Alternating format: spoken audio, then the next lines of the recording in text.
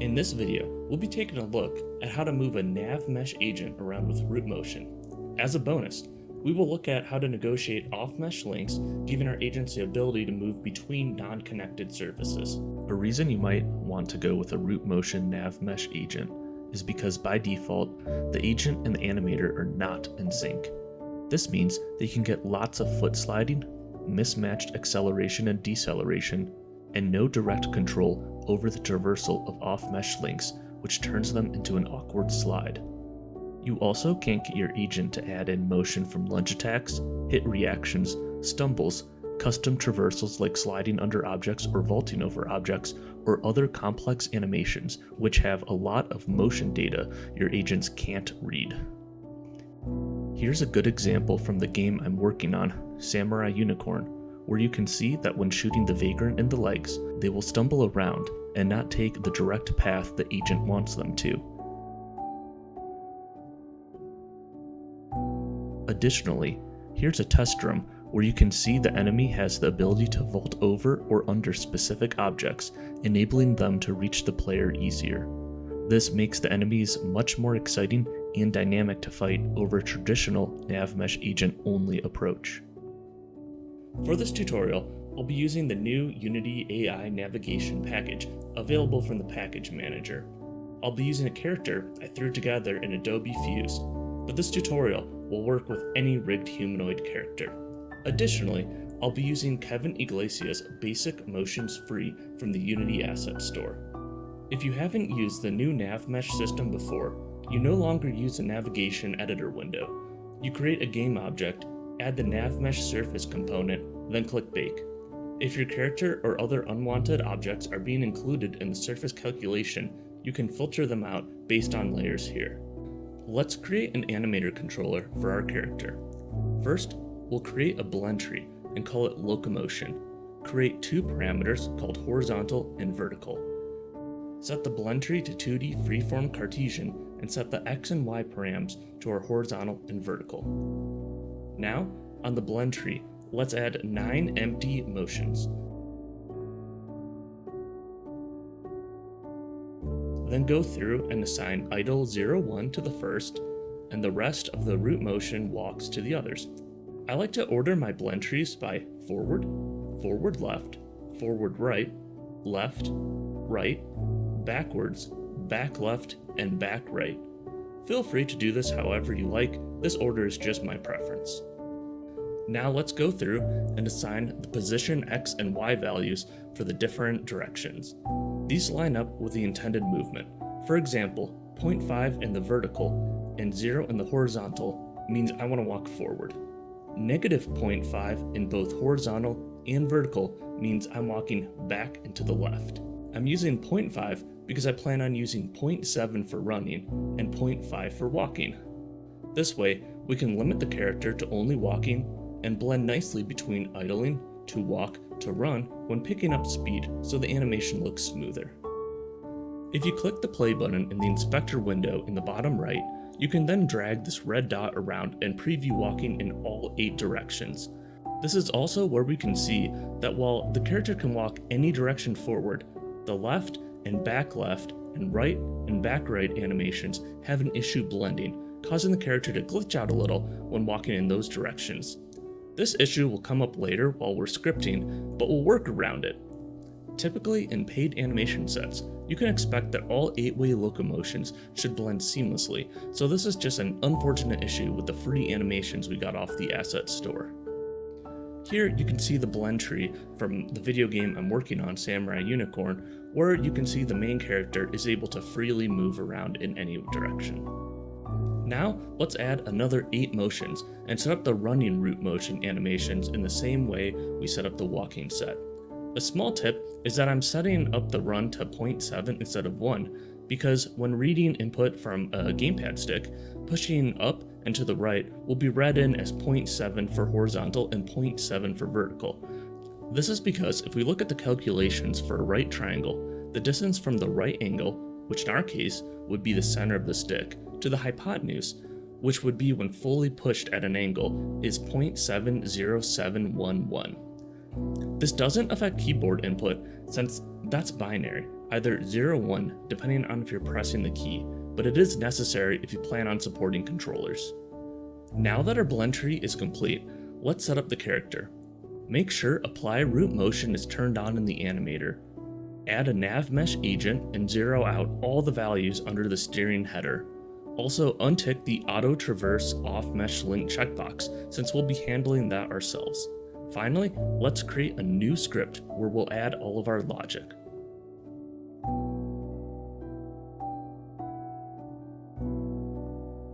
I'll start off by clearing out the start and update method, adding references to the NavMeshAgent and Animator component,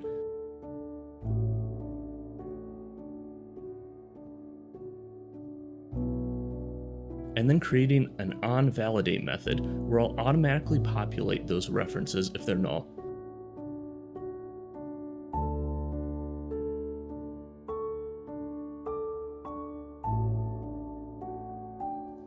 In case you don't know, onValidate is called whenever there's editor changes, so it's a great place to run validation code like making sure your objects have references set and values are in appropriate ranges, etc. With that out of the way, let's start writing our update method. The first step is when the user clicks the mouse, we create a ray from the cursor position and use it in a physics raycast.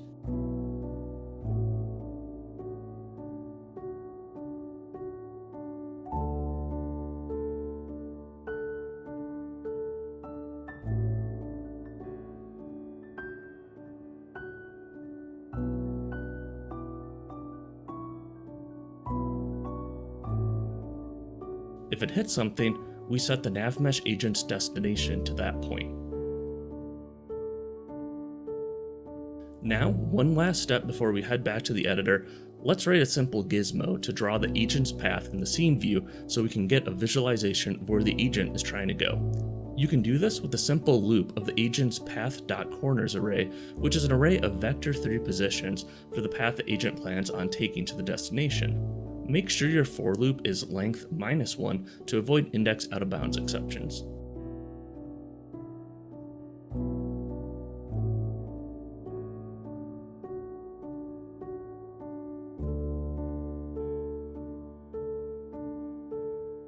Now back in our editor, we can run the game and see clicking around in the game window sets the agent's destination to the spot you click. However, the character currently doesn't walk there because we're not updating the animator and we have the agent's built-in steering turned off. Now it's time to implement that part. Hopping back to the code, we can add the new logic to the update method. Let's check if the agent currently has a path, which means they have a destination they're trying to get to. Now we calculate the world space direction they're trying to walk by normalizing the difference between the agent's steering target and the character's current transform position. The formula for calculating direction vectors is to normalize the destination position minus the current position. If you don't know, normalizing a vector means adjusting it so its length is 1. You don't have to normalize it, but it's a good idea to, since calculating dot products with non-normalized direction vectors will give you weird results. We're not done yet though, because this direction is in world space. However, our character can be rotated in any direction, which means forward in world space can be different than the forward direction for the character. This means we have to do an additional step of calling the character's transform.inverse transform direction and pass in the world space direction. Inverse transform direction will transform a world space direction to a local space direction. Now that we have a local space direction, we can feed the x and z of that vector into the animator's horizontal and vertical parameters we set up earlier to drive the locomotion blend tree.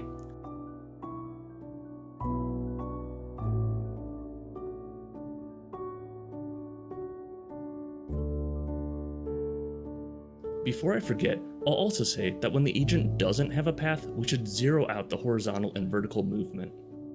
Hopping back to the editor, we can see that this more or less works. The character will walk towards the destination in the direction the path is taking them. The character also has a hard time when walking backwards, but once again, this is due to the free animation sets we're using for this tutorial, and you shouldn't run into this issue when using other animations that were made correctly. Now, let's start addressing the issues with this. First, the character freaks out a little when they make it to their destination. This is an easy one to fix. We just have to update the code to check if the distance from the character's current position to the agent's destination is less than the agent's radius. If so, we can reset the path because they're done moving. This immediately looks better since now the character doesn't jitter around when making it to their destination. Next up, the character always stays looking straight ahead instead of rotating towards the direction they're walking. We can use the handy quaternion.look rotation and pass in a world space direction. This function returns a quaternion with a forward direction of the direction we pass in. Setting the character's rotation to this value lets us quickly have them facing the correct direction without needing to do any messy quaternion math ourselves. Looking at this, it seems like it still needs a little more work. The character immediately rotates to face a direction, which can look especially bad if you click around a bunch, since the character just immediately turns around, which looks very unnatural. A really easy fix for this is instead of setting the character's rotation directly to this value, we instead use another quaternion helper method called quaternion.rotateTowards. This method takes in the current rotation, the goal rotation, and the amount of degrees we want to rotate. In this case, I'm going to say 180 degrees per second feels good. This is looking better. However, another issue we can fix is the character immediately speeds up to full speed, and then immediately stops and goes back to idle. For this, we can add a little dampening to the Animator.setFloat method. You might think that the damp time parameter of this method is how long you expect the parameter to reach the intended value. However, this is kind of wrong, and you can find the math behind how it actually works in a link in the description below. Based on my non-scientific testing, 0.5 felt good for acceleration and 0.25 felt good for deceleration. This means it takes a character longer to get up to full speed than it does to slow down.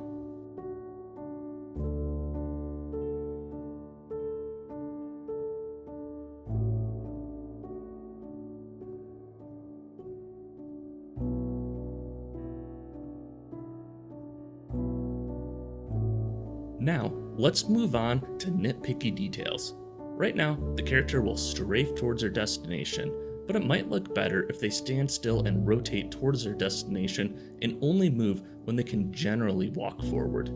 To do this, we'll use the handy vector3dot method, which calculates the dot product between two vectors. The dot product tells us how close two directions are to pointing in the same direction. It returns anything between 1 if they point in the same direction, 0 if they're at right angles from each other, and -1 if they're pointing in opposite directions. This means we can take the dot product of the character's transform's world space forward vector and compare that with the world space direction vector we've been using this whole time to know if the character is facing the direction they're trying to walk. Now, we can just feed that into the Animator.setFloat call and say, is facing move direction? Then walk normally, otherwise stop.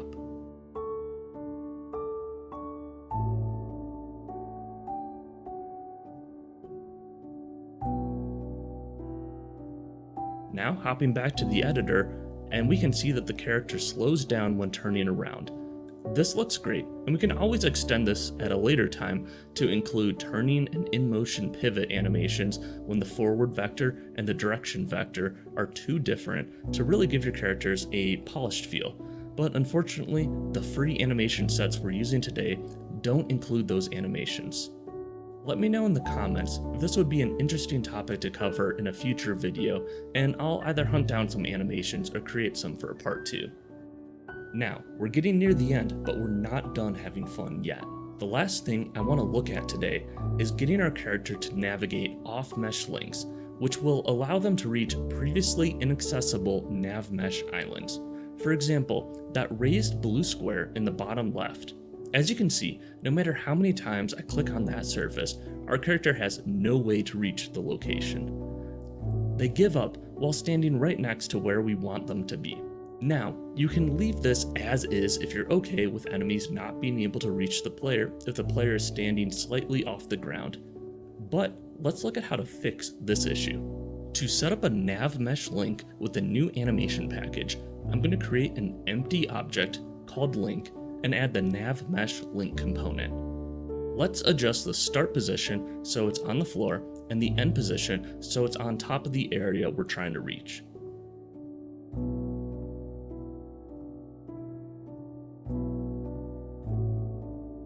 Let's also set the width to something like 2 meters. This helps the transition look more natural since the agent doesn't have to move to a specific position to start moving to the next surface, but can instead trigger the OffMeshLink from anywhere along the line.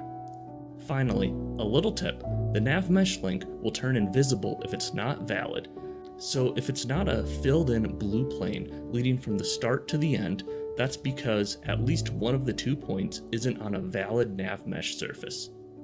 Now, let's add another state to our Animator controller called Jump. The basic motion set we're using comes with a nice root motion jump animation, but I actually want to tick the root transform position Y bake into pose option. This is because we will be manually moving the character from the NavMeshLink's start to end position, but that would be a straight line. Baking in the upwards movement to the bones, but not the root position, will give us a nice arc to the transition without us having to manually calculate the jump arc ourselves. Apply that change and then assign the animation to the jump state's motion property. Now with that done, let's jump back to the code and add a new if statement after our check for if the agent has a path, and also check if the agent is currently on an OffMeshLink. If not, let's run our regular code.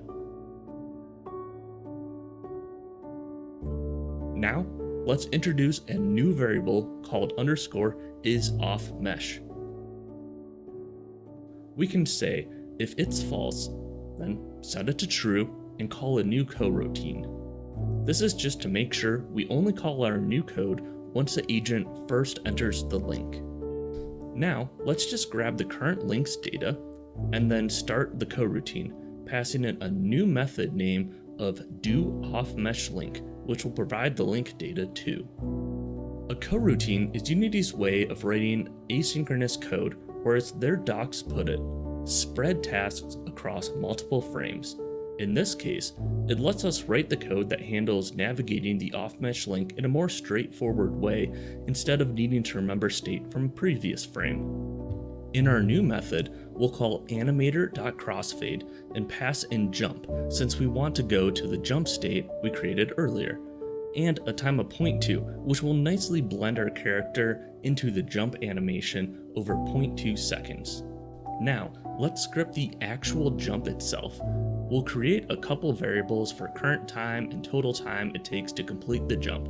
I found 0.7 seconds looks nice with this animation. We'll just say that while time is greater than 0, subtract time.delta time from it,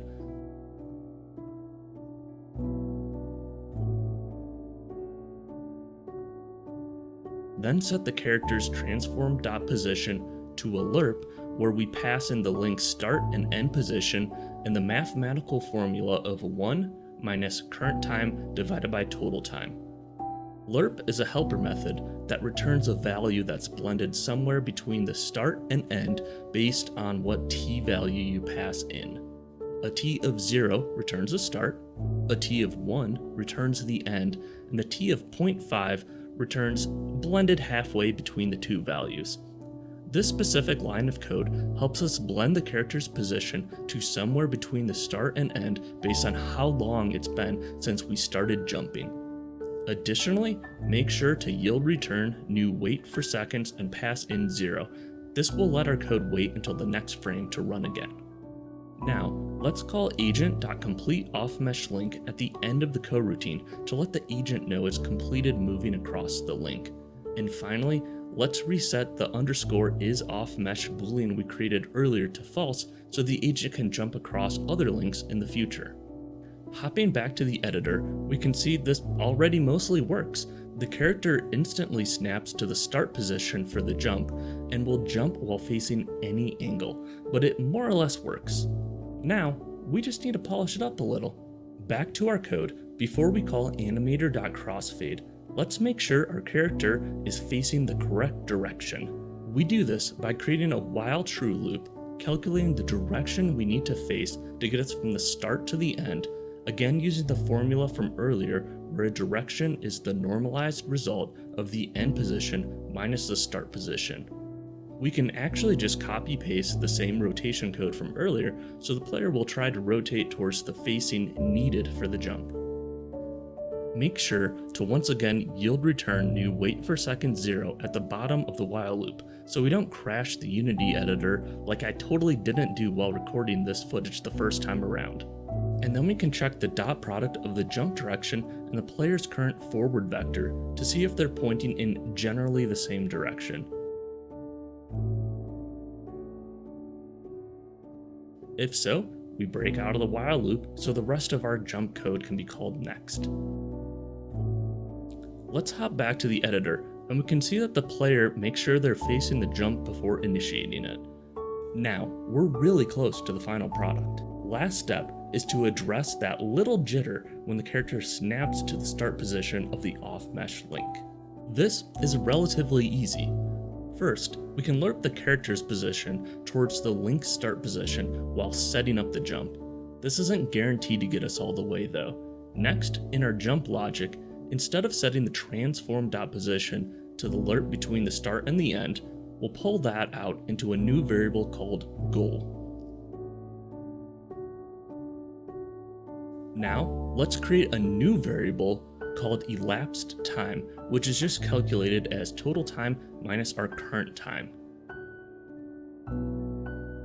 And now we can say that the transform's position should instead check if the elapsed time is greater than 0.3 seconds, then set it to the goal variable, otherwise set it to a lerp from the current position to the goal position where t is the elapsed time divided by 0.3. This means that every frame over the course of the first 0.3 seconds of the jump, it will blend from the current position to the goal position along the link's jump path. Finally, as a catch-all, we can set the character's position to the link's end position after the jump is complete, just to make sure they're in the right position. Heading back to the editor, we can now see that our character smoothly moves into position for the jump. They can easily get on and off NavMesh islands and move anywhere they want, all driven by the animation data instead of relying on Unity's NavMeshAgent to directly control the position. If you made it this far, thanks for following along. This is my first YouTube tutorial, so let me know in the comments how I did and what I can improve on. I'm hoping to cover other topics that are underrepresented in YouTube tutorials, so let me know in the comments if there's anything you'd like me to cover next. Thanks so much for watching. I'm Eric Freeman, and this was Game Dev Beyond the Basics.